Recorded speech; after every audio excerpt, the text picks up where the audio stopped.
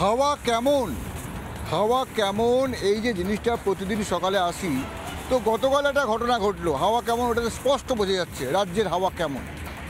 কলকাতা থেকে মানুষজন, আমরা আসানসোল যান, ধানবাদ যান, ধরুন আপনি আসানসোল গেছেন, কলকাতা থেকে আসানসোল যাচ্ছেন কোলফিল্ড এক্সপ্রেসে, পথে একটা স্টেশন পড়ে মানকর।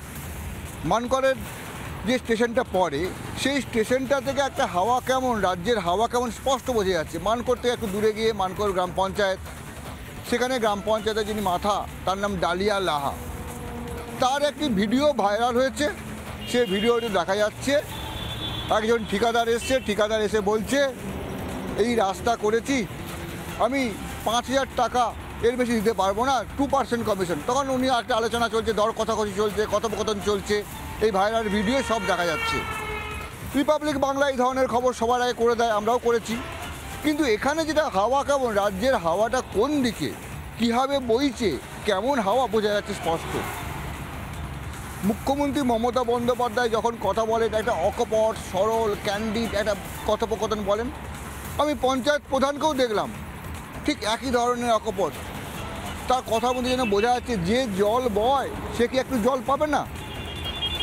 মুখ্যমন্ত্রী যে উন্নয়নের কথা বলছে, সে উন্নয়নের ভাগিদার কি পঞ্চায়েত প্রধান হবে না? না কীভাবে ভাগিদার হবে? উন্নয়ন মানে রাস্তা তৈরি করলো, সেই রাস্তায় পঞ্চায়েত হেরে যাবে এমনটা তো নয়। রাস্তা তৈরি করতে যে খরচ হচ্ছে তার পার্সেন্টেজ, তার কাটমানি, এটা তো দরকার, এবং সেই নিয়ে দর কষাকষি হচ্ছে।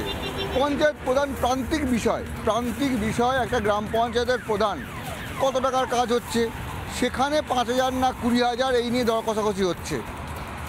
মানে রাজ্যের মুখ্যমন্ত্রী বলছেন যে এটা অন্যায়, বড় অন্যায় এসব জিনিস। কিন্তু রাজ্য, এই তো ছোটো ছোটো পঞ্চায়েত নিয়ে বড় রাজ্য, তিল থেকে তাল করার গল্পটা কিন্তু নয়।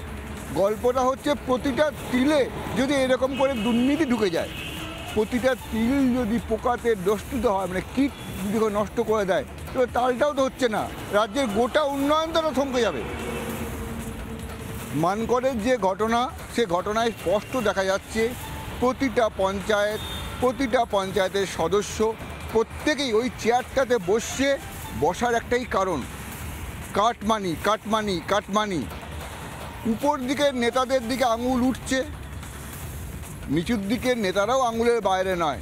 গ্রামের লোকেরা বলছে পঞ্চায়েত চুরি করেছে, আরেকটু বড় সমৃদ্ধভাবে বলছে বিধায়ক, আরেকটু বড় হয় বলছে রাজ্য।